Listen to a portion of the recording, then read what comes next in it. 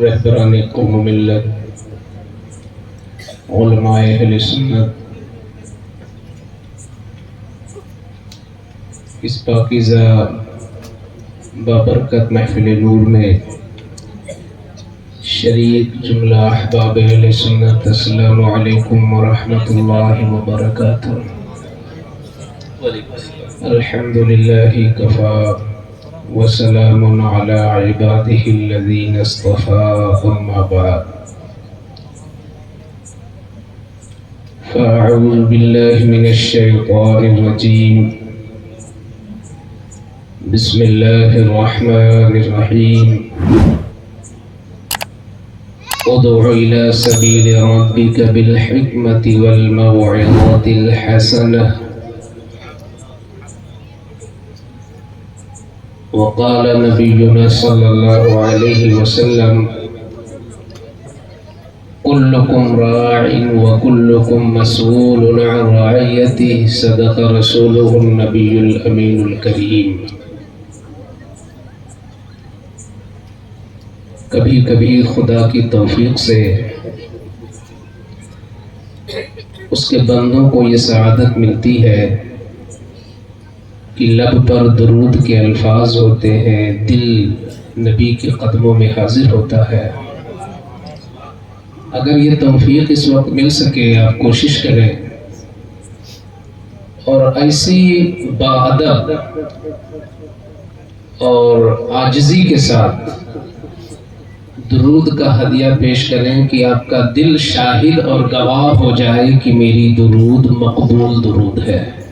آئیے پڑھتے ہیں، اللہم صلی علی سیدنا و مولانا محمد معدن الجود والکرم وآلہ وبارک وسلم، صلی اللہ تعالی علیہ وسلم۔ اس بزم پاک کی نسبت پوری کائنات میں سب سے افضل والا، سب سے بالا والا، اور اللہ کو پوری کائنات میں جس سے سب سے زیادہ پیار ہے، اس نبی معظم سے اس محفل کی نسبت ہے۔ تو کیا ہمارا دل یہ گوارا کرتا ہے کہ اس طرح بیٹھنے کا ہمارا ہو کہ کہیں بہت زیادہ، کہیں کوئی نہیں، کہیں بکھرے ہوئے؟ مجھے لگتا ہے ایک غیر مذہب کا آدمی بھی دیکھ کر یہ فیصلہ کرے گا، نہیں، بیٹھنے کا کوئی اور انداز ہونا چاہیے۔ تو میں گزارش کرتا ہوں کہ کم سے کم ان کی محفل میں ہم بیٹھ تو جائیں باادب۔ تو میں کنارے کے لوگوں سے گزارش کروں گا، یہ آگے کی کرسیاں تو کم سے کم بھری ہوئی ہونی چاہیے۔ آ جائے بھائی، جو روڈ پہ بیٹھے ہیں تو آ جائیں، سامنے کرسیاں خالی ہیں۔ کرسیاں سب خالی ہے اور منظم طور پہ ہے بھی نہیں، لگتا ہے کوئی کہیں اٹھا لے گیا، کوئی کہیں اٹھا لے گیا۔ ایسا نہیں ہونا چاہیے۔ زبان پر دعوے باقی ہے اور عمل سے کوئی دلیل موجود نہیں آپ کے پاس۔ ہونا تو یہ چاہیے تھا کہ نبی کا غلام بے قرار ہو جائے کہ میں کیا حضور کی محفل میں ادب سے نہیں ہوں کیا؟ جس کی مقدس بارگاہ میں ہمارے بزرگوں نے سانس لینے کو بھی بے ادبی محسوس کیا، اور سیدنا جنید بغدادی تو بغیر سانس لیے ادھر سے داخل ہوئے ادھر نکل گئے۔ پوچھنے والوں نے کہا اتنی محنت سے مدینے آئے، رکے بھی نہیں؟ تو کہتے ہیں کہ اللہ نے آواز بلند کرنے کو منع کیا ہے، میں نے سوچا سانس بھی بلند نہ ہونے کو۔ تو کیا آپ کے دلوں پہ یہ باتیں اثر نہیں کرتی؟ آپ تشریف لے آئے، اپنا کوئی اسٹیٹس نہیں، زمین کے نیچے، زمین کے اوپر، عرش سے بالا، سدرہ کے اوپر، جہاں کچھ بلندی ہے سب حضور کے لیے۔ اپنے آپ کو بھلا کر دو نام مصطفیٰ کا۔ ارے صحابہ تو یہ بھی نہیں دیکھتے تھے بچھا کیا ہے، وہ تو دیکھتے کہ شمع موجود ہے، ہم پروانوں کی طرح نثار ہونا۔ مجھے نہیں لگتا نعرہ تکبیر، نعرہ رسالت، علماء اہل سنت، علماء اہل سنت، نعرہ تکبیر۔ پیارے آقا کی محفل ہے،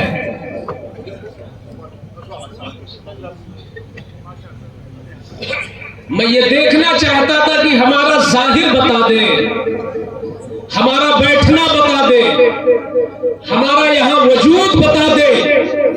مسلم تو مسلم، غیر مسلم بھی فیصلہ کرے، یہ کسی اور شان کی محفل ہے۔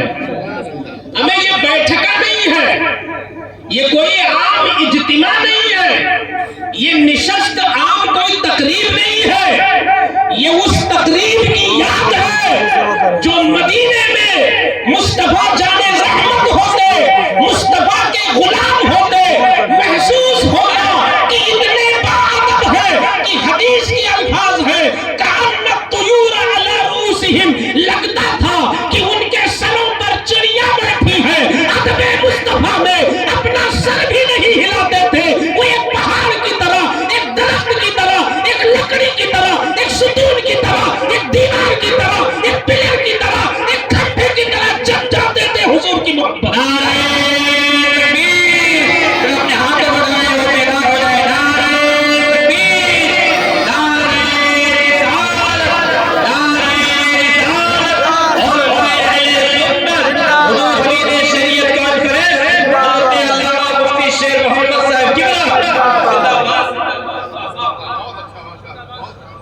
میرے بائیں پہلو میں جو دل سویا ہے وہاں کی آواز ہے کہ یہاں کوئی کرسی خالی نہ ہو، یہ ہم ادب کے خلاف سمجھتے ہیں۔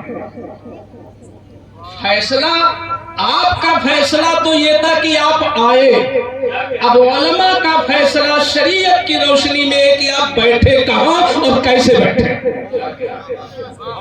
آپ تشریف لائے ادھر، میں تقریر نہیں شروع کرتا، ادھر ہمارے ساتھ دیکھیے آپ ادب کہاں گیا، آپ دیکھ رہے ہیں میرے ڈور پر ایک ادب کہاں گیا۔ حضرت بلال تشریف لے آئے، آپ سامنے بیٹھ جائیں تاکہ جو جلسے کا ہمارا نظام ہے برقرار رہے۔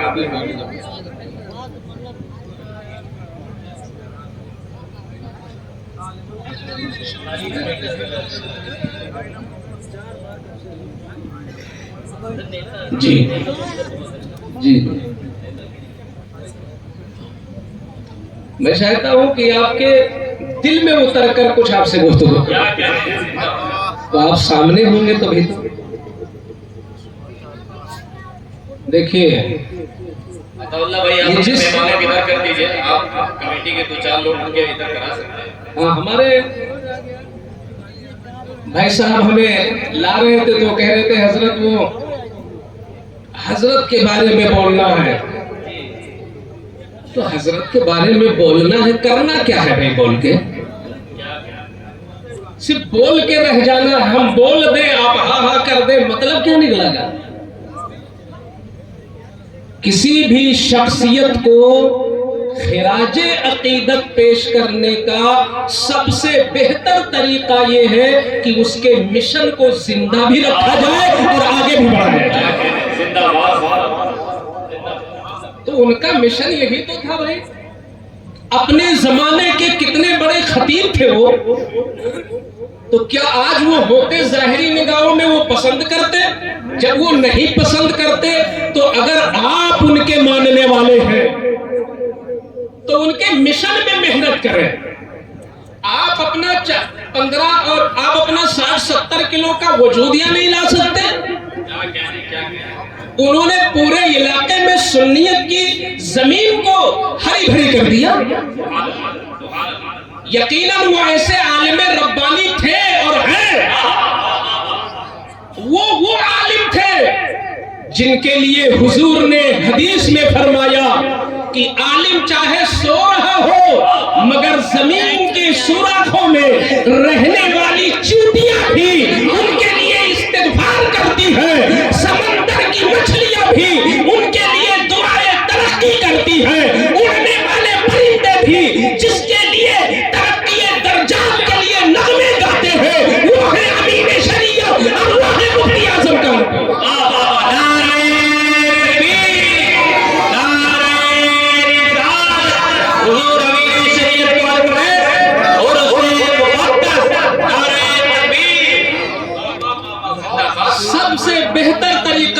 मिशन आगे बढ़ाया जाए। क्या कह रहे हैं, जिंदाबाद। और उनका मिशन कोई अलग का मिशन नहीं था, वो तो एक निस्बत के लिए कह देते हैं ये रिफाकती मिशन है, ये अशरफी मिशन है, ये रज़वी मिशन है। सारे मिशन मिल जाए तो मोहम्मदी मिशन है।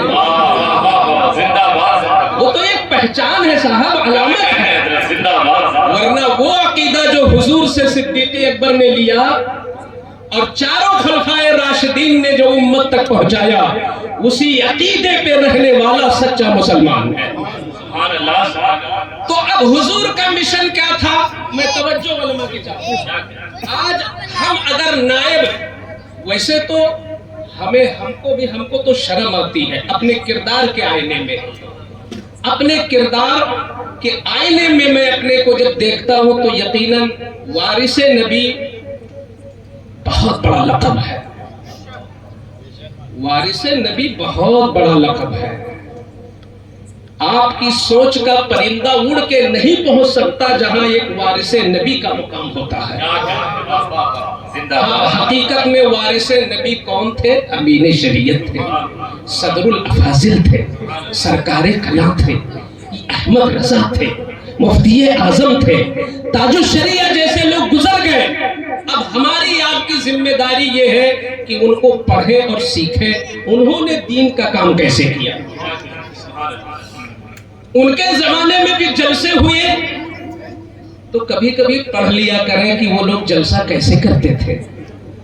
उन्होंने भी कौम को खिताब किया, हम उनके खुतबात पे नजर डालें कि कौम के साथ उनका मिलाप कैसा था, खिताब कैसा था, और वो गांव वालों के हालात को किस तरह पढ़ करके खिताब करते थे।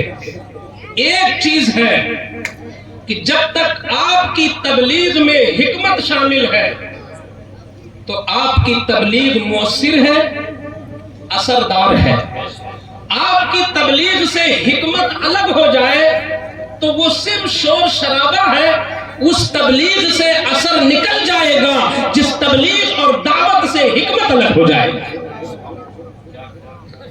हमारे इतने लोग खुशी में बयान करते हैं हजरत जलसे बहुत बढ़ गए, लेकिन ये कोई नहीं कहता है कि असर बहुत बढ़ गया है।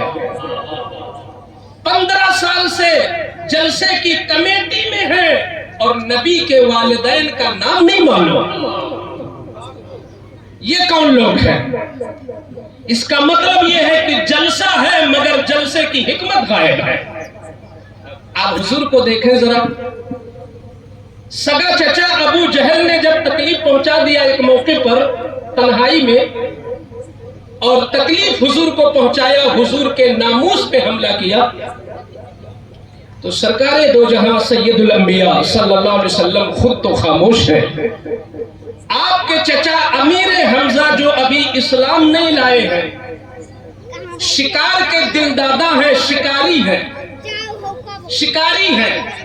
उधर वो जंगल का शिकार कर रहे थे, इधर अबू जहल मोहम्मद अरबी सल्लल्लाहु अलैहि वसल्लम की तौहीन कर दिया। वापस आए सीना फुलाकर, तो छोड़ लड़की ने कहा कि आप इतने गुरूर में हैं कि शिकार करके आए, आपको पता नहीं कि उनके साथ क्या हुआ भतीजे के साथ।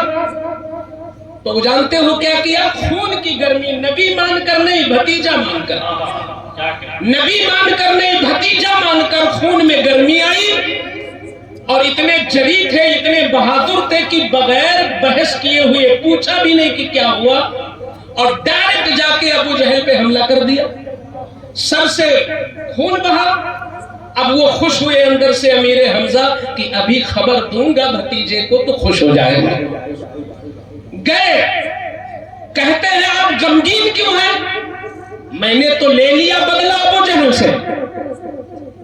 अब जरा यहां हिकमत देखें, यही वो मौका है जहां मुदर्रिसीन हिकमत देखे, अइम्मा हिकमत देखे, उलमा देखे, कमेटियां देखे, जलसा कराने वाले देखे, जलसा सुनने वाले देखे, कि हिकमत जरा हुजूर की देखे। अब यहां अकल ये कहती है कि वो मुबारकबाद दे देते, वाह अमीर हमजा चचा, ठीक है आपने तो लाज रख ली, ये नहीं कहा, चूंकि उनका मिशन था दीन आगे जाए, मिशन था ना अपनी तहरीक से मोहब्बत थी।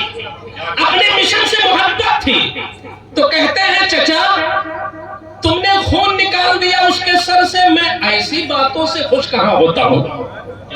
آپ کسی کو زخمی کر دیں میں اس سے خوش نہیں ہوتا، آپ میرے نام پہ کسی کو مار دیں میں خوش نہیں ہوتا، پھر کس سے خوش ہوتے ہیں؟ تو بڑے پیار سے کہتے ہیں اللہ کو ایک مان لو تو خوش ہو جاؤں گا، تین کلمہ پڑھ لو خوش ہو جاؤں گا۔ یہ ہے حکمت، یہ ہے حکمت۔ ہمارے ان بزرگوں نے جن کو آپ امین شریعت کہتے ہو، وہ ہماری آپ کی طرح مہینے میں یا 15 دن میں ایک دن کہیں صرف اس طرح بلند آواز میں دین نہیں بتایا ہے، وہ اس لیے یہ پورا علاقہ ان کا دل دادا ہے، اور برسوں کے بعد بھی ان کا رنگ اس لیے چوکھا نظر آتا ہے کہ انہوں نے حکمت کے ساتھ دین پھیلایا، اور یہ دیکھا کہ سامنے والے کی طبیعت کیسی ہے، جیسی طبیعت دیکھا، جیسا مزاج دیکھا، جیسی سوچ دیکھی، جیسی فکر دیکھی، وہی مسلک اعلیٰ حضرت کا رنگ بھر دیا اور اس کو پکا سنی بنا دیا۔ نعرہ تکبیر، نعرہ رسالت، حضور امین شریعت، حضور امین شریعت، عرس مقدس حضرت علامہ مفتی شیخ محمد صاحب قبلہ، نعرہ تکبیر، زندہ باد۔ یہ دین قیامت تک کے لیے ہے۔ کیا کہیں؟ یہ جو آئی لم محمد کا یہ شور ہے، یہ کانپور کا پہلا اور آخری حادثہ نہیں ہے، یہ تو حضور کی آمد سے پہلے ہی اس پر سب شور شرابے یہودیوں کی طرف سے ہو رہے تھے، اور حضور نے ابھی نبوت کا اعلان نہیں کیا۔ وہ 25 برس کی عمر میں جب تجارت کرنے کے لیے خدیجۃ الکبریٰ کا مال لے کے گئے تھے تو اس راہب نے کیا کہا تھا میسرہ سے کہ شام نہ لے جاؤ، یہودی ان کے دشمن ہیں۔ تو ان کے دشمن کا مطلب حضور کی جان کے کوئی خاص وہ دشمن نہیں تھے، حضور کے مسلک و مذہب کے دشمن تھے۔ جو حضور مشن لائے اس مشن کے وہ دشمن تھے، تبھی تو اس نے کہا کہ ملک شام نہ لے جاؤ، یہودی ان کے دشمن ہیں۔ اس کا مطلب یہ دشمن ہمیشہ رہے ہیں، مگر ہم یہ غور کریں کہ ہمارے بزرگوں نے ان دشمنوں سے نمٹا کیسے، اور ان دشمنوں کو گمگا کیسے کیا، اور ان کو گھر واپسی کیسے کیا، ان کا ناطقہ کیسے بند کیا، بنجر زمین کو بہتر زمین بزرگوں نے کیسے بنایا۔ انہوں نے علم بھی استعمال کیا اور حکمت بھی استعمال کیا، علم بھی استعمال کیا، اپنا عمل بھی استعمال کیا۔ آج کیا ہے، علم ہے کچھ نہ کچھ، عمل باقی نہیں، حکمت باقی نہیں، تقوی باقی نہیں، مشن سے لگاؤ باقی نہیں، تحریک سے لگاؤ باقی نہیں۔ میں نہیں مانتا آج مدرسے ترقی نہیں کر سکتے ہیں، یقیناً آج بھی مدرسے ترقیوں کی معراج پہ پہنچ سکتے ہیں۔ چلانے والا متولی، چلانے والا صدر، چلانے والا منیجر، چلانے والا پرنسپل اگر واقعتاً جیسے رسول اللہ کو اپنے مذہب سے محبت تھی، ہم محبت کر کے تو دیکھیں، آج بھی مدرسے عروج پہ جا سکتے ہیں۔ زندہ باد، نعرہ تکبیر، نعرہ رسالت، علماء اہل سنت۔ ہم کیا کرتے ہیں، تھوڑی کہیں زحمت ہوئی، ارے یار بڑا جھنجھٹ ہے، مدرسہ چلانے میں چھوڑ، گویا کہ آپ کے اندر وہ چیز نہیں پیدا ہوئی۔ دراصل ایک یہودی نے اپنے انٹرویو میں کہا تھا، اس سے پوچھا گیا کہ تم لوگ 2% ہو کے اتنا کامیاب ہو، تو اس نے کہا دیکھو ہمیں اپنی تحریک سے سچی محبت ہے، اور تم لوگ دعوے دار بہت ہو، چلاتے بہت ہو، مگر تم کو حقیقت میں وہ لگاؤ نہیں، یعنی تم نے اپنے مذہب اور اپنے مسلک کو اوڑھنا بچھونا نہیں بنایا۔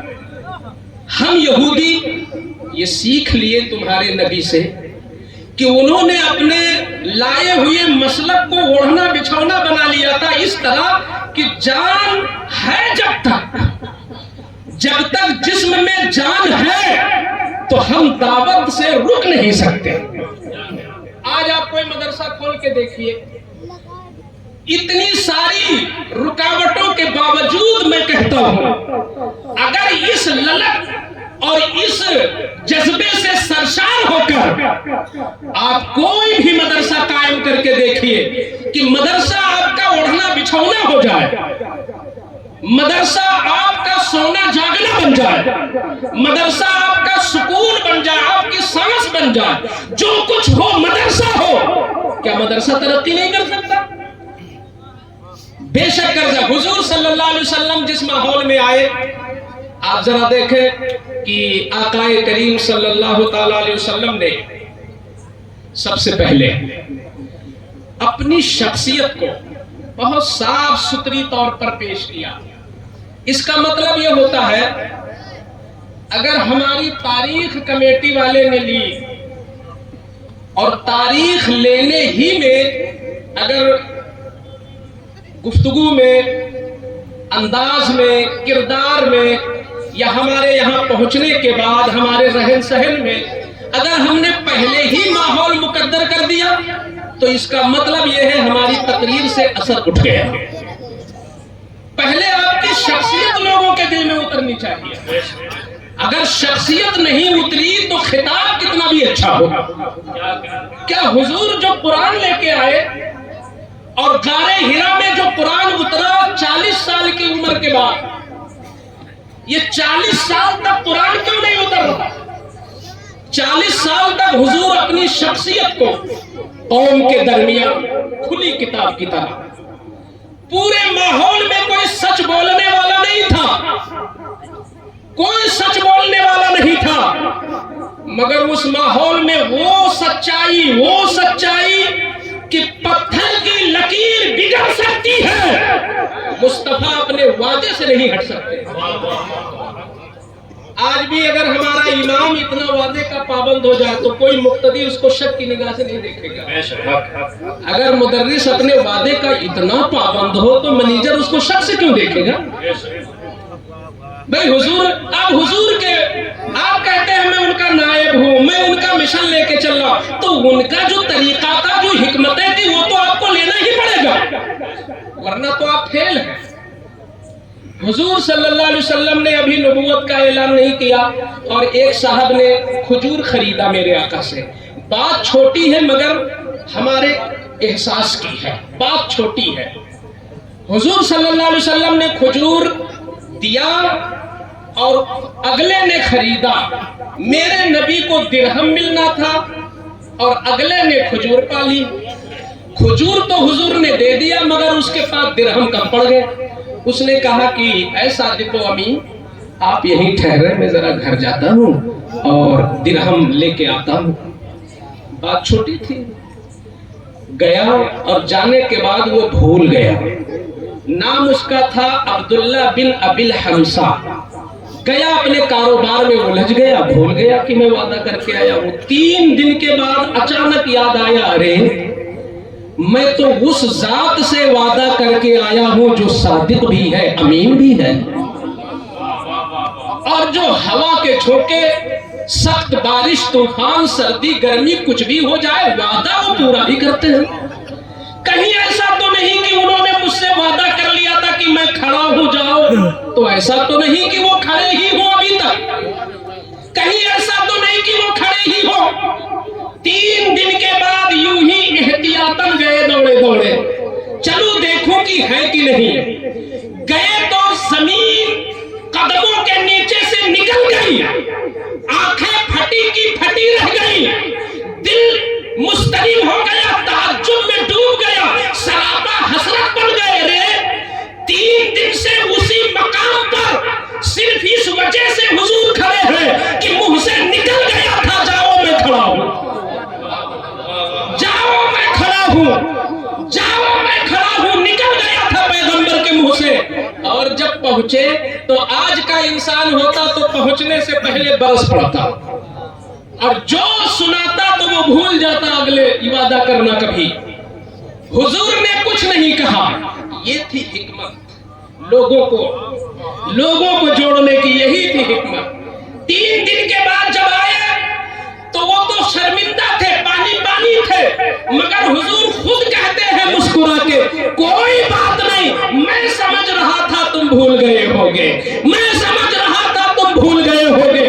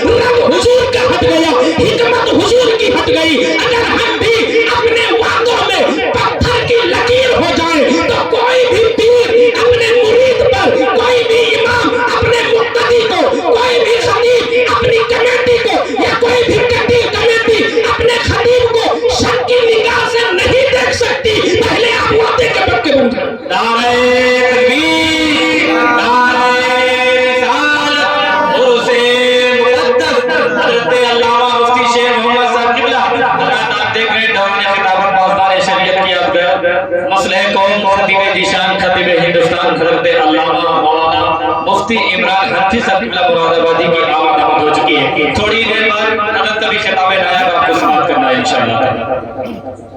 تو مجھے پوری زندگی اللہ کا شکر ہے، آج تک مجھے 20 سال سے زیادہ ہو گئے تقریر میں، آج تک میں نے دھوکہ نہیں دیا، اور کبھی بھی ایسا ہوا ہی نہیں ہے کہ بن بتائے میں نے کبھی موبائل سوئچ آف کیا ہو. اور وقت سے پہلے جب تک میں خود کمیٹی کا ایک فرد بن کر میں اپنا بدل انتظام نہیں کر دیتا، میں کبھی بھی کسی کو اندھیرے میں نہیں رکھتا، کیونکہ میرا عقیدہ یہ ہے کہ وہ کمیٹی ٹھیک ہے، نگرانی کر رہی ہے، جلسہ تو حضور کا ہے اور پیغام تو حضور کا ہے، مسلک تو اعلیٰ حضرت کا ہے.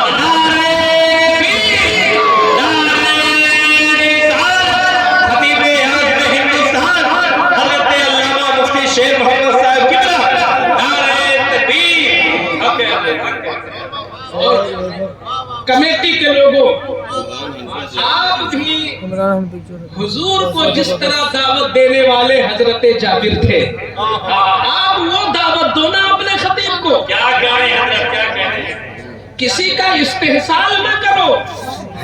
میں اپنا مزاج بتاتا ہوں. یہ مولانا الیاس جگدیش پوری جا چکے ہیں، یہ قاری خورشید صاحب بھی جا چکے ہیں. ایک جلسہ سال میں کراتا ہوں، ایک جلسہ.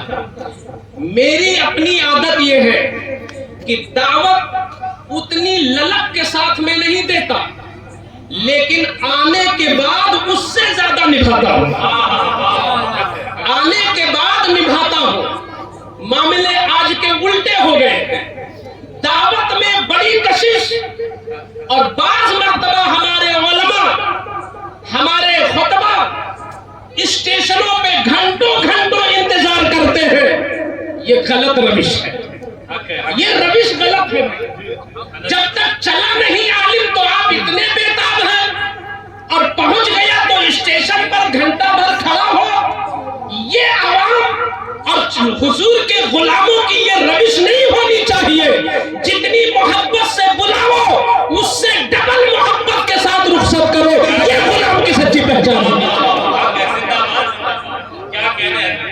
اور جتنی چادر ہو پیر اتنا ہی پھیلاؤ. اور ارے یہ بھی تو حضور کا مشن ہے بھائی. میرے آقا نے تو غیر مسلم مہمانوں کو اتنا خوش کر دیا، غیر مسلم مہمان کو اتنا خوش کیا کہ وہ اتنا شرمندہ ہو گیا کہ مسلمان ہو گیا. اور آپ اپنے رہبر کو خوش کر کے نہیں بھیج پاتے. یہ بہت غلط روش ہے. یہ گویا کہ ہمارے لیے زہر ہے یہ طریقے.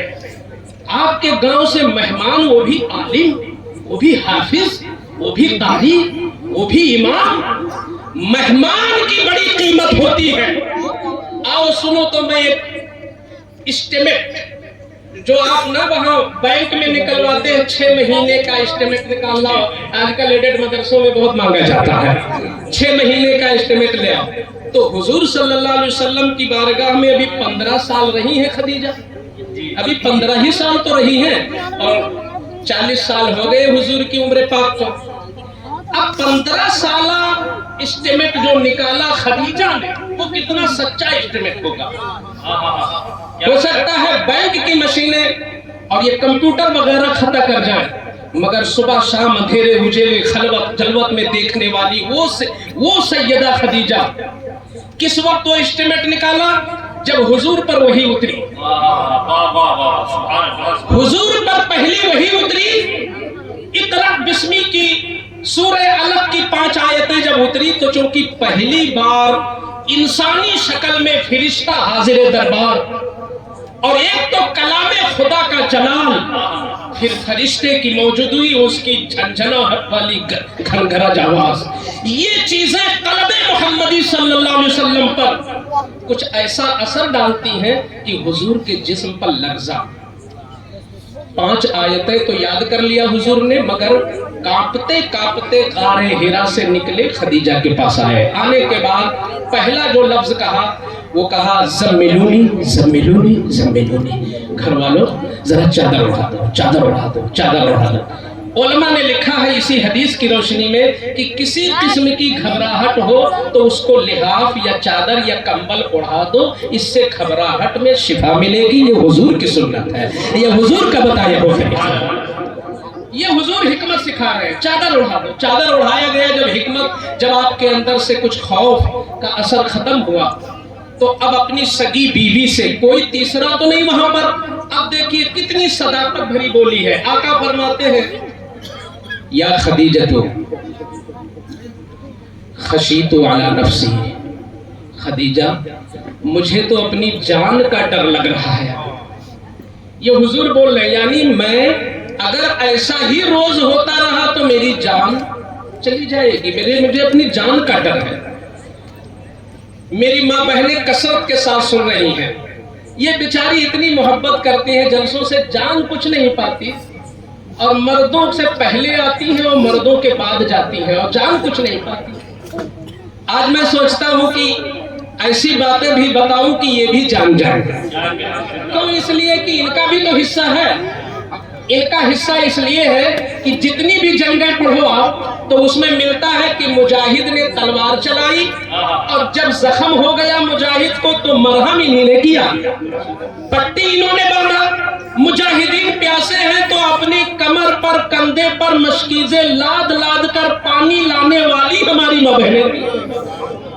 تو اگر اسلام آگے بڑھا تو محنت تلوار و تیر سے آپ نے کیا، تو مجاہدین کے زخموں پر پٹی انہوں نے کیا، پانی انہوں نے پلایا، تو وہ بھی حصے دار ہیں۔ اور حضور کے زمانے میں بھی وہ تقریر سننے آتی تھی مگر پیچھے اس وقت بھی بیٹھتی تھی۔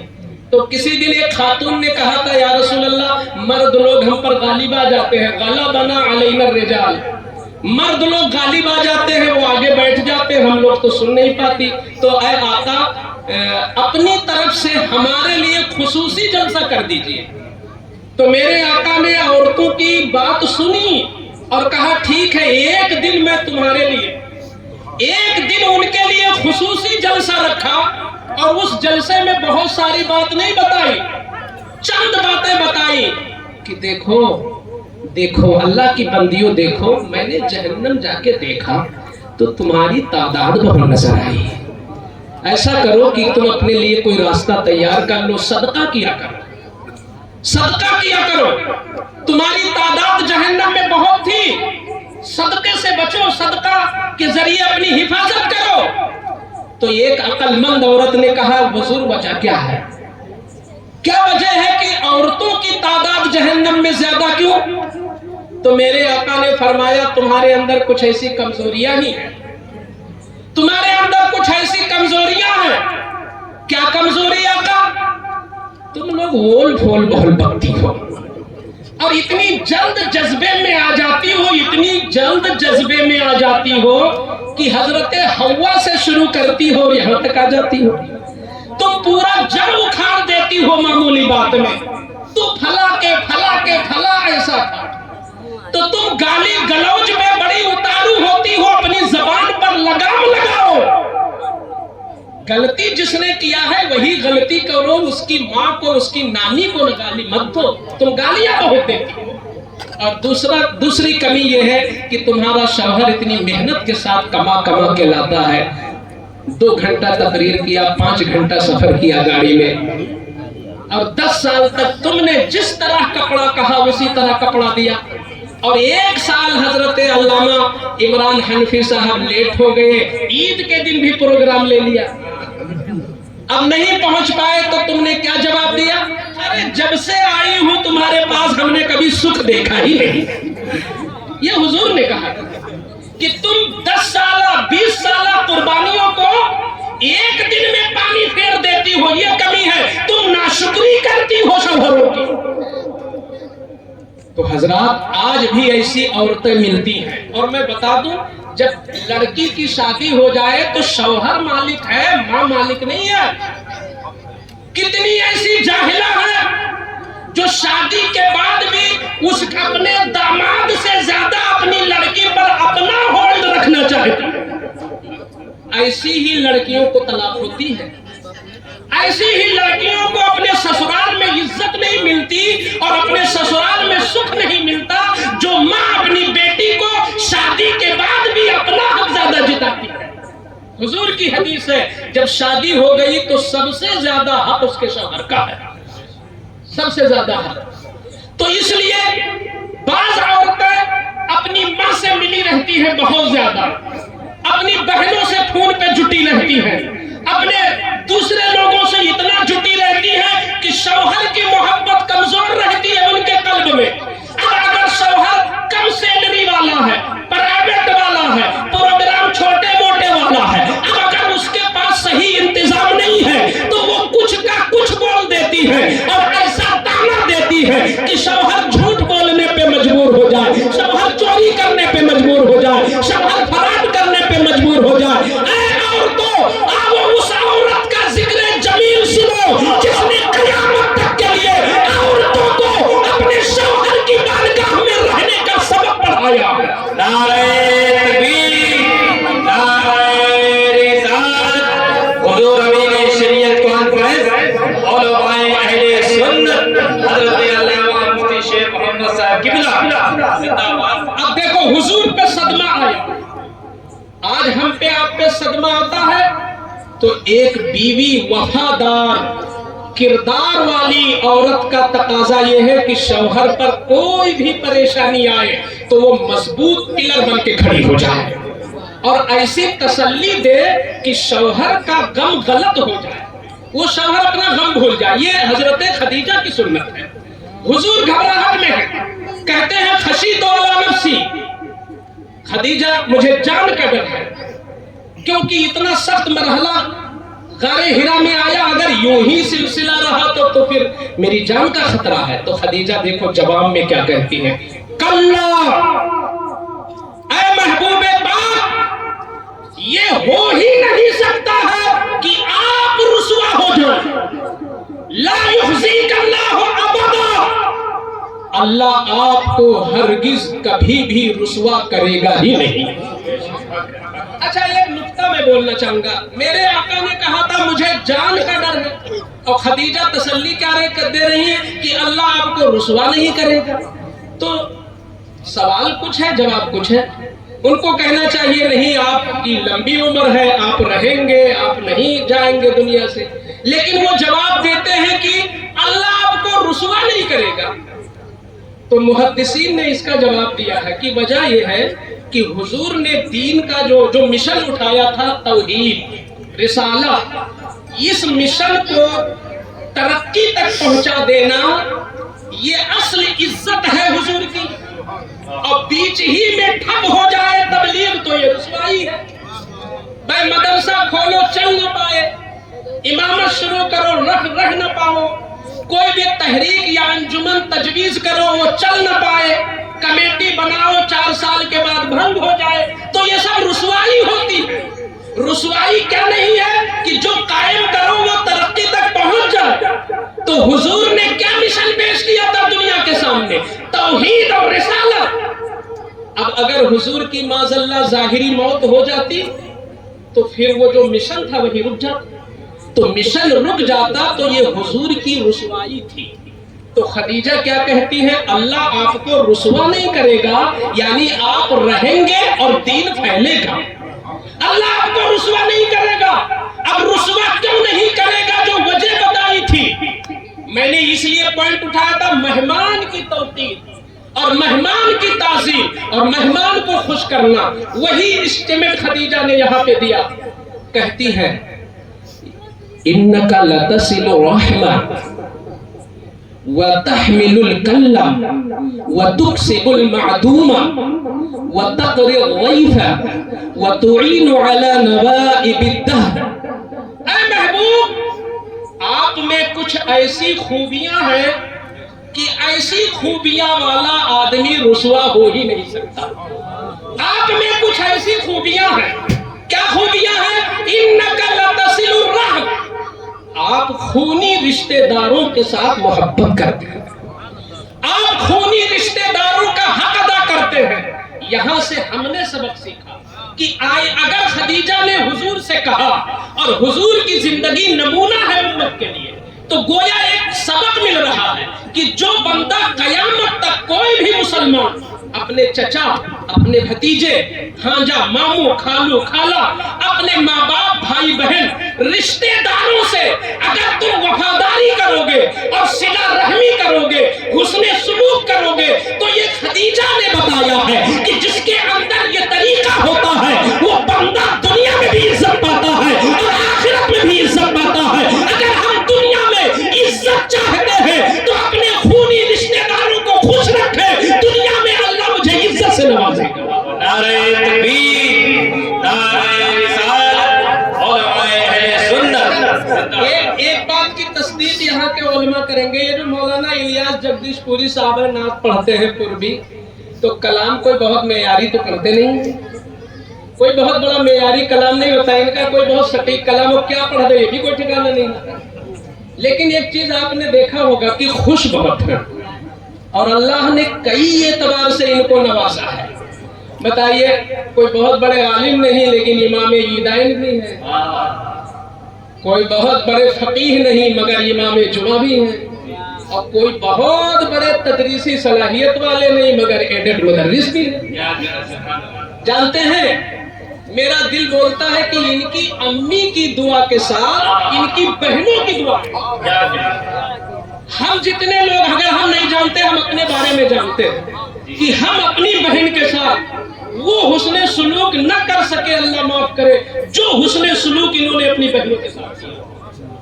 بہنوں کی دعائیں بہت رنگ لاتی ہیں، بہنوں کی دعائیں۔ ہمیں بہن کی شادی ہو جائے اور بھائی چلا جائے کہیں تو بہن کی معراج ہو جاتی ہے۔ یہ جن دوستوں کے ساتھ ہم میسج واٹس ایپ پہ جٹے رہتے ہیں اور مبارکباد بھیجتے ہیں، اور ربیع الاول کا چاند نکلا، عید کا چاند نکلا، یہ جو امریکہ اور افریقہ جہاں دوست رہتے ہیں یہ بھیجتے ہو، سب سے پہلے بہنوں کو بھیجو جی۔ ایک بھائی اگر بہن کے پاس چلا جائے تو بہن کی معراج ہو جاتی ہے اور وہ سوچتی ہے کیا دے دوں اپنے بھیا کو۔ تو عائشہ حضرت خدیجہ کہتی ہیں، یا رسول اللہ آپ خونی رشتوں کے ساتھ بڑا اچھا سلوک کرتے ہیں تو آپ کو اللہ رسوا نہیں کرے گا۔ تو خونی رشتوں کے ساتھ سلوک کا مطلب کیا نکلا؟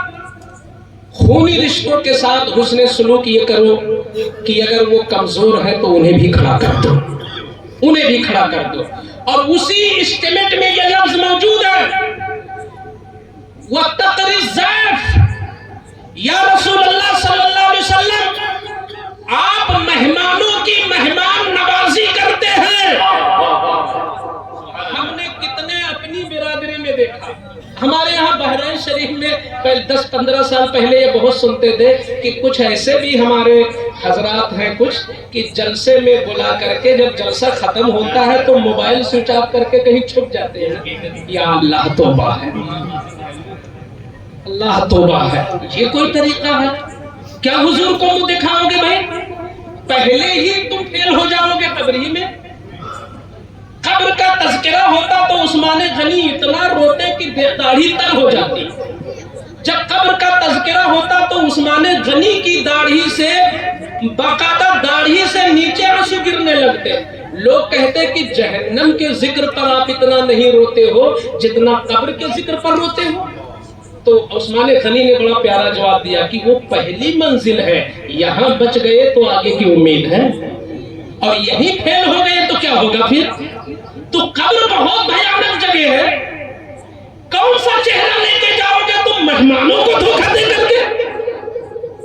میرے آقا کے پاس مہمان آیا غیر مسلم، کہا کہ دودھ پلاؤ، حضور نے خود دھو کر دودھ پلایا، ایک بکری کا کہا اور 2 بکری کا کہا اور 7 بکریوں کا دودھ نبی نے پلایا۔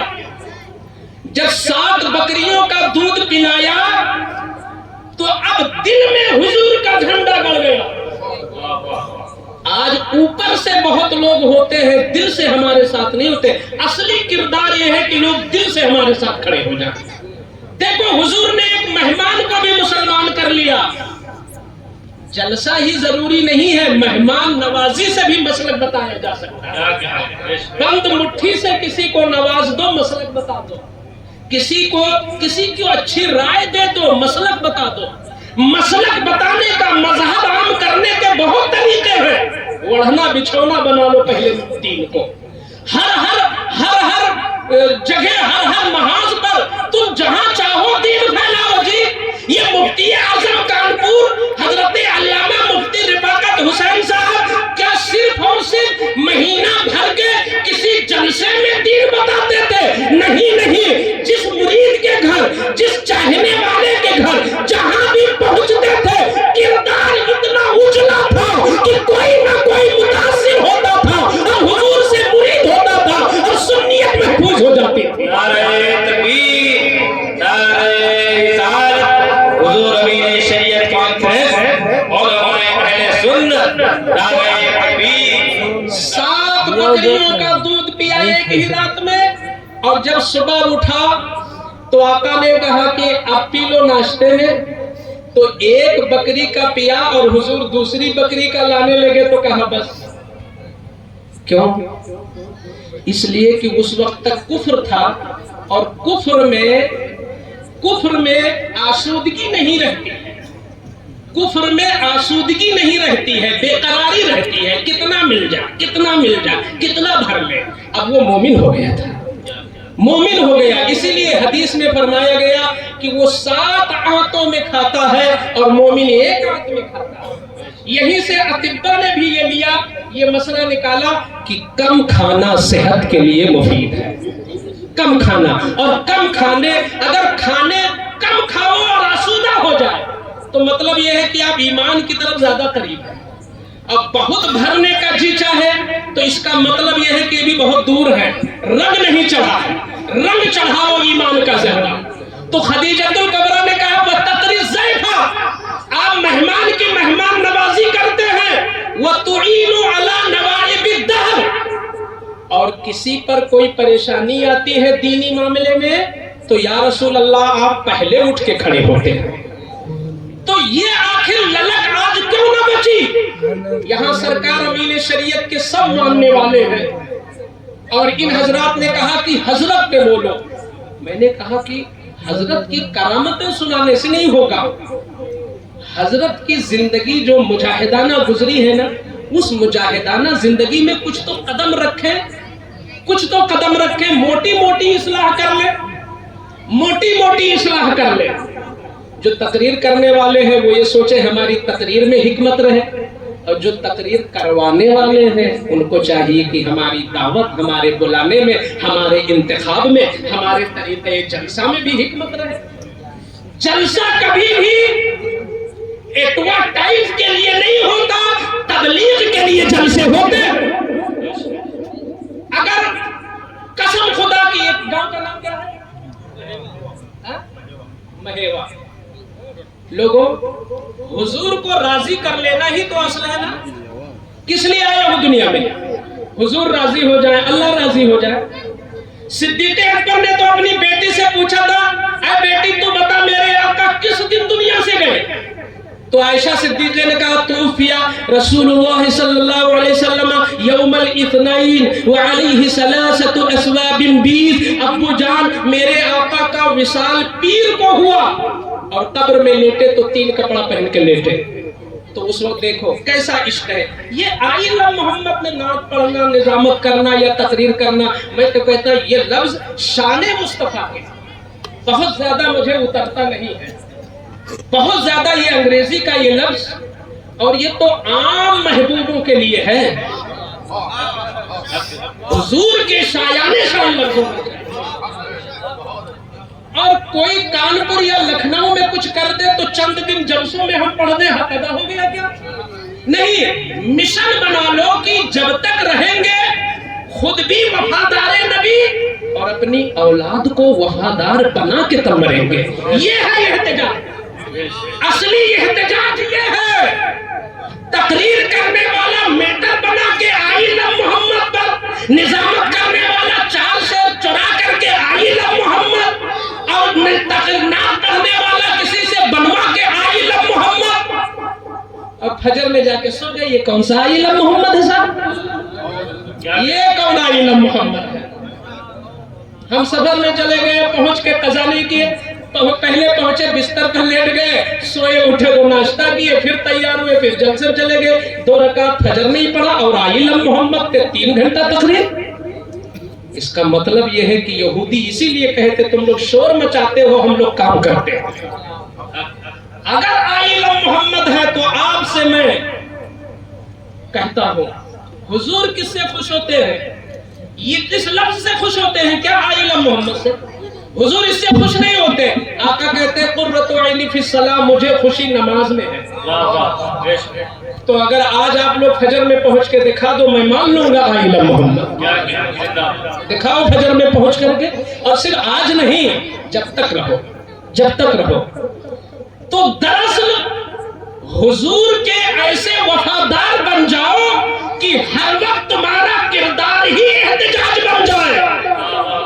जब जब कोई गुस्ताखी करे, जब तक कोई नाहरजाल उंगली उठा दे, कलमकार ने लिख दिया, शायर ने शेर बना दिया, खतीब ने गरज दिया, पीर ने दुआ में मांग दिया, समझते हक के मुस्तफा अदा हो गया। नहीं नहीं, जब तक सांस में सांस रहे, आला हजरत की ये आवाज रहे कि खाक हो जाए हदू, जल कर मगर हम तो रजा, दम में जब तक दम है जिक्र उनका सुनाते हैं।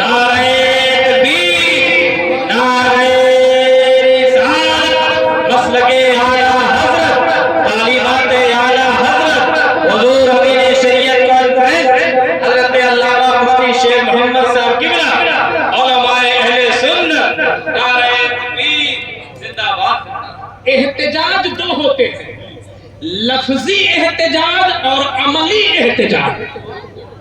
शब्द में और प्रैक्टिकल। मुसिर कौन है ज्यादा?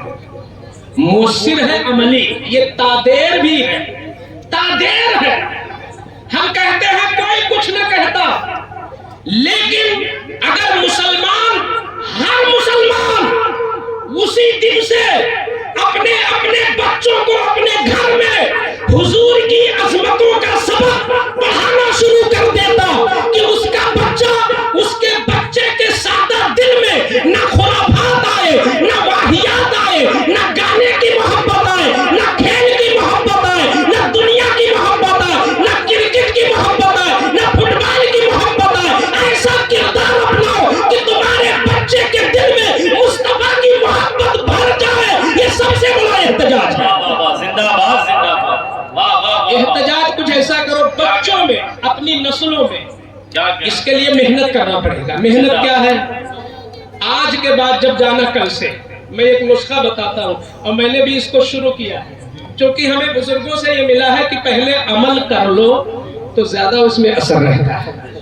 इमाम आजम अबू हनीफा से एक बुढ़िया ने दुआ कराया, हजरत दुआ कर दीजिए, मेरा बच्चा गुड़ बहुत खाता है। तो हजरत ने कहा हफ्ता भर के बाद आना। हफ्ता भर के बाद आई तो हजरत ने एक ही जुमला कहा कि बेटा गुड़ ज्यादा न खाया करो। तो बुढ़िया ने कहा हजरत जब इतने कहना था तो हफ्ता भर का मौका क्यों लिया? तो हजरत ने फरमाया बूढ़ी माँ, वजह ये थी कि अबू हनीफा भी गुड़ खाता था। तो मैंने सोचा पहले हफ्ता भर सख्ती से अमल कर लूं ताकि बोली में असर आ जाए। तो एक असर यह है कि आप जब नाश्ता लगे, बच्ची और आपके बच्चे हो, बीवी हो, घर के लोग हो, नाश्ते पे बैठो तो सब लोग कहो कि भाई 1500 साल जश्न विलादत है हुजूर का, चलो हुजूर की मोहब्बत में सब लोग पहले 15 बार दुरूद पढ़ते हैं तब शुरू करते हैं। बढ़ेगी मोहब्बत की नहीं? जी बोलिए। ये सी एक सरे आप 3 टाइम जब हुजूर की दुरूद पढ़वाओगे बच्चों से, बच्चों को मीनिंग मालूम हो या ना हो, दुरूद के अल्फाज में कुछ कुदरती असर है कि जितना जो पढ़ेगा हुजूर की मोहब्बत बढ़ेगी। तो अगर हम पूरे साल पढ़वाते रहे तो बढ़ेगी कि नहीं बढ़ेगी? बढ़ेगी। इसी तरह बच्चों को मोटी मोटी बातें सिखाओ। आपका बच्चा अभी तो होता है कि हजरत नाश्ता करवाना बच्चों को बड़ा मुश्किल है। आप नाश्ता रखिए, वो मोबाइल खोल के देख रहे हैं, वो मोबाइल देख रहे हैं, आप उनको खिलाइए तो खाते हैं। वो खाना नहीं चाहे, अच्छा खा भी रहे तो मोबाइल की शर्त है, पहले मोबाइल दे दो तो खाना खा लेंगे। इसके लिए आप क्या करो, उनके दिल के अंदर कुछ ऐसी चीजें डाल दो, कुछ ऐसे टिप्स। उनसे कहो बेटा یہ جو لولو مال بہت مشہور ہے لکھنؤ کا، اور یہ جو امبانی وغیرہ کا نام چلتا ہے، ان کے بچے بھی اگر کھیلیں گے تو لکڑی سے، لوہے سے اور سونا سے، چاندی سے، زمرد سے، یاقوت سے کون سا کھلونا لے آئیں گے؟ تو یہ دنیا دار جتنے بھی مشہور ہیں، جن کے نام سے تم بڑے خوش ہوتے ہو، ان کے بچے بھی لکڑی، لوہے، پتھر سے کھیلتے ہیں، مگر تمہارے نبی، تمہارے آقا، یہ درود جن پہ پڑھتے ہو، وہ بچپن میں انگلی چلاتے تھے تو وہ چاند سے کھیلتے تھے، وہ سورج سے کھیلتے تھے، وہ ستاروں سے کھیلتے تھے۔ بچوں کے اندر نبی کی محبت آ جائے، زندہ باد نہیں آئے گی محبت؟ ان سے کہو بیٹا دیکھو، تم جس کو بھی فالو کرتے ہو، جس ہیرو کو، اور اس کی طرح بال کٹاتے ہو، کپڑا خریدتے ہو، یا کسی نے کوئی گاڑی لانچ کیا تو تم وہ گاڑی لیتے ہو، سنو، جس نبی پر تم درود پڑھتے ہو ان کی شان یہ تھی، ان کی یہ شان تھی کہ آج کوئی کتنا بھی کسی سے پیار کرے، مگر اگلا اگر اس کے چہرے پہ تھوک دے، ہم کہتے ہیں کہ آپ کی بیوی ہی اچانک تھوک دے تو نفس پہ کہیں چوٹ لگے گی کہ نہیں؟ رہے کیا کر دیا شوہر، تو وہ بھی تھوڑا ارے، لیکن واہ رے حضور، کیا شان ہے میرے آقا کی، کیا عظمت ہے میرے آقا کی، کیا عظمت ہے میرے آقا کی، کہ اگلے نے پیشاب تک پی لیا، اور جب پیشاب پی لیا تو حضور نے فرمایا اللہ کی عزت کی قسم، تیرے پیٹ میں مجھ نبی کا جو چلا گیا میں مشروب، میں کہتا ہوں اللہ کی عزت کی قسم، اے پیشاب پینے والے، تجھ پر جہنم حرام ہو گئی اور جنت واجب ہو گئی۔ نعرہ تکبیر، نعرہ رسالت، علماء اہل سنت، جس کے بولو براز کی یہ شان ہے تو لعاب کا عالم کیا ہے؟ تو جب ہم یہ باتیں بچوں کو، نونہالوں کو سکھائیں گے تو حضور کے فالوور بنیں گے کہ نہیں بنیں گے؟ حضور کی عظمتیں ان کے اندر، یہ ہے احتجاج، عملی احتجاج، یہ ہے پریکٹیکلی احتجاج، یہ ہے عملی احتجاج۔ اپنے بچوں کو وفادار مصطفیٰ بنا دو، ان کو حضور کے ناموس کا سپاہی بنا دو۔ اعلیٰ حضرت عظیم البرکت، کنز الکرامت، سراپا استقامت، امام اہل سنت کی داستانیں ان کو سنایا کرو کہ دیکھو آج کوئی نقیب نام نہ لے تو کامیاب نہیں ہوتا، شاعر ان کا کلام نہ پڑھے کامیاب نہیں ہوتا، غیر بھی جب کمزوری محسوس کرنے لگتے ہیں تو نہ بھی کوئی شعر یاد آئے تو بعض اشعار ان کو بھی یاد آ جاتے ہیں۔ سنو بیٹا، ان کی سب سے بڑی شان یہ نہیں تھی کہ وہ مجدد تھے، ان کی سب سے بڑی شان یہ نہیں تھی کہ وہ بہت بڑے شاعر تھے، ان کی بہت بڑی عظمت یہ نہیں تھی کہ وہ بہت بڑے متقی تھے، اعلیٰ حضرت کی سب سے بڑی ڈگری یہ تھی کہ وہ محب رسول اور عاشق مصطفیٰ تھے۔ عشق مصطفیٰ ان کی سب سے بڑی سند تھی۔ تو بچوں کے اندر اگر عشق اونڈیلا جائے تو لوگوں، یہ سب سے بڑا عملی احتجاج ہے، اور مجھے لگتا ہے ہمارے بزرگوں کا یہی پیغام ہے۔ جس دن حضور کی سچی محبت اتر گئی تو جس سے محبت ہوتی ہے اس کی پیروی بھی ہوتی ہے۔ آقا سے محبت ہوگی تو نماز نہیں چھٹے گی، بلکہ آقا سے محبت ہوگی تو ہمارا چہرہ بھی سنتی ہو جائے گا، سنتی ہو جائے گا۔ ان کو جب ان کے خون میں، نس نس میں اور رگ رگ میں حضور کا عشق آئے گا تو وہ خود بخود نمازی بھی ہوگا، چہرہ اس کی آنکھیں جھکیں گی، وفادار ہوگا، وعدے کا پابند ہوگا، سچ بولے گا، امین ہوگا، خیانت سے دور رہے گا، رشوت سے نفرت کرے گا، سود سے باز رہے گا، ہر غلطیوں سے وہ نفرت کرے گا، ہر گناہ سے بیزاری کرے گا، ہر نیکی سے محبت کرے گا۔ سب سے پہلے ضروری ہے وہ مصطفیٰ سے الفت کرے۔ ہمارے بزرگوں نے ہی سکھایا ہے اور یہی ان کا پیغام تھا۔ سرکار امین شریعت کا فیضان اے اللہ مجھے بھی دے۔ یہ جلسہ ان کی نسبت سے ہے، میرا ایمان ہے کہ وہ زندہ ہے، اس لیے کہ ان کا مشن زندہ ہے، ان کی تبلیغ زندہ ہے، ان کی تبلیغ کے اثرات زندہ ہیں۔ उनके नाम जिंदा हैं। और आका ने फरमाया मा रआहुल मुस्लिमूना हसना फहुवा इंदल्लाहि हसन, जिसको आम मुसलमान अच्छा कहते हैं तो वो अल्लाह के नजदीक भी अच्छा होता है। अगर जैश वाले, ये रायबरेली वाले, ये आपके जगदीशपुर वाले, बल्कि हमारे लखनऊ वारसिया वाले हजरत हमारे मदरसे के सरपरस्ते आला रहे। मैंने लखनऊ वालों को देखा, कानपुर वालों को देखा, जहां जाओ जिक्र छिड़ता है तो इन बुजुर्गों को लोग अच्छा ही कहते हैं। तो वहीं से पता चला जब कौम की जबानों पे अच्छे हैं तो अल्लाह के नजदीक भी अच्छे हैं। अल्लाह ताला उनके मिशन को हमें भी आगे बढ़ाने की तौफीक नसीब फरमाए। और जो कुछ मैंने बोला अल्लाह ताला हमें पहले उस पर, फिर आप भाइयों को भी अमल की तौफीक अता फरमाए। अस्तगफिरुल्लाह रब्बी मिन कुल्लि ज़म्बि व अतूबु इलैहि व मा अलैना इल्लल बलाग। अस्सलामु अलैकुम व रहमतुल्लाहि व बरकातुहू।